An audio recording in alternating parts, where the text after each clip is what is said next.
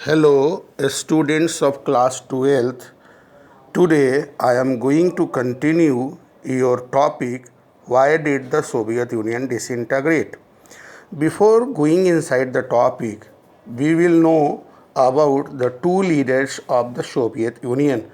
First, Leonid Brezhnev, leader of the Soviet Union, proposed Asian collective security system associated with the detent phase in relations with the US, involved in suppressing a popular rebellion in Czechoslovakia and in invading Afghanistan. The second leader of the Soviet Union was Mikhail Gorbachev.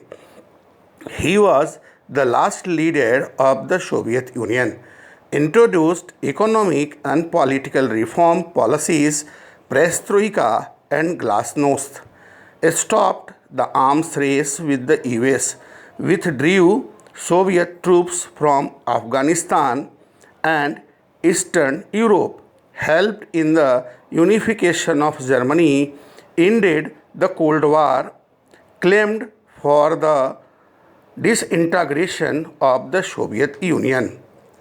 Here the question is, how did the second most powerful country in the world suddenly disintegrate? This is a question worth asking, not just to understand the Soviet Union and the end of communism, but also because it is not the first and many not be the last political system to collapse. While there are unique features of the Soviet collapse, there may be more general lessons to be drawn from this very important case. There is no doubt that the internal weakness of Soviet political and economic institutions, which failed to meet the aspirations of the people, were responsible for the collapse of the system.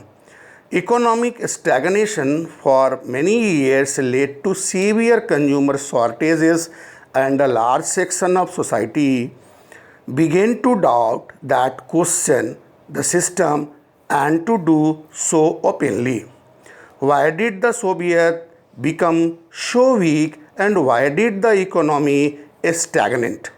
The answer is partially clear.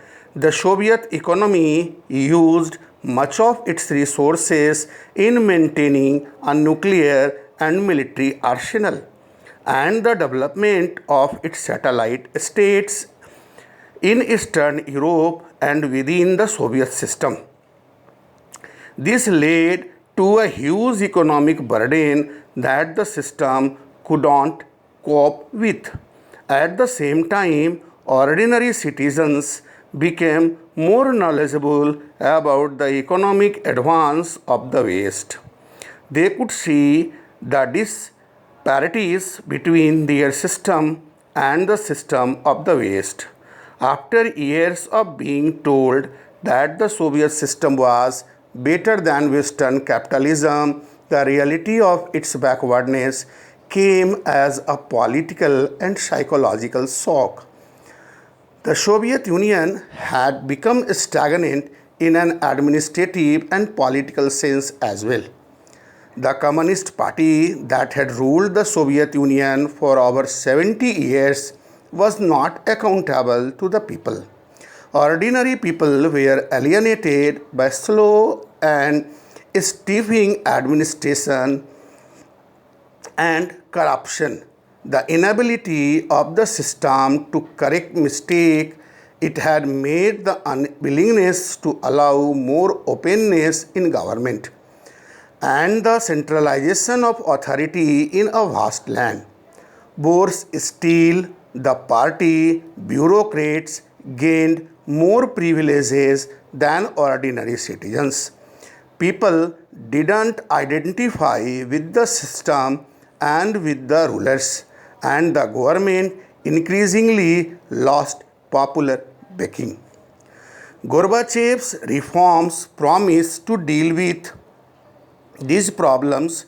Gorbachev promised to reform the economy, catch up with the West and loosen the administrative system.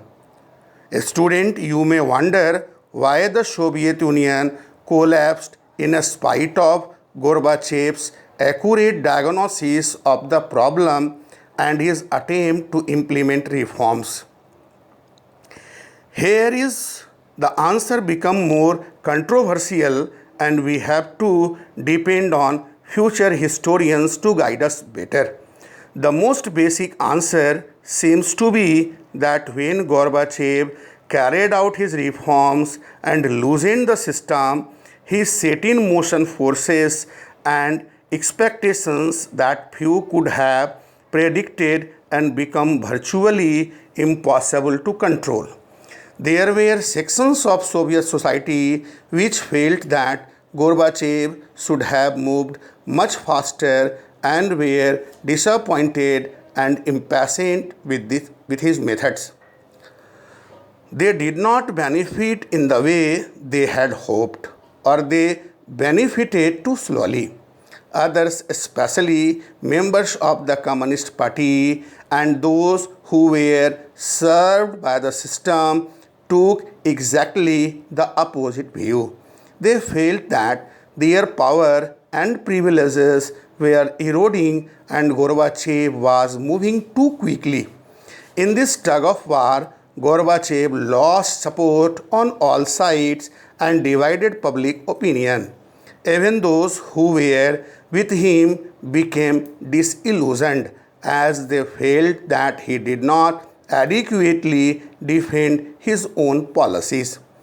All this might not have led to the collapse of the Soviet Union, but for another development that surprised most observers and indeed many insiders: the rise of nationalism and the desire for sovereignty within various republics, including Russia and the Baltic republics, to be the final and most immediate cause for the disintegration of the USSR. One view is that nationalist urges and feeling were very much at work throughout the history of the Soviet Union, and that whether or not the reforms had occurred, there would have been an internal struggle within the Soviet Union. This is a what if of history, but surely it is not an unreasonable view given the size and diversity of the Soviet Union and its growing internal problems.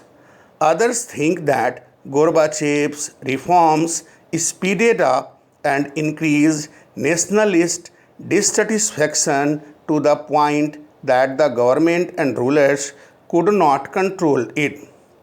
Ironically, during the Cold War, many thought that nationalist unrest would be strongest in the Central Asian republics given their ethnic and religious differences with the rest of the Soviet Union and their economic backwardness. However, as things turned out, nationalist dissatisfaction with the Soviet Union was strongest in the more European and prosperous part in Russia and the Baltic areas, as well as Ukraine and Georgia. Ordinary people here felt alienated from the Central Asia and from each other, and concluded also that they were proving too high an economic priority to keep the more backward areas within the Soviet Union. In my next topic, I will provide you information about consequences of disintegration.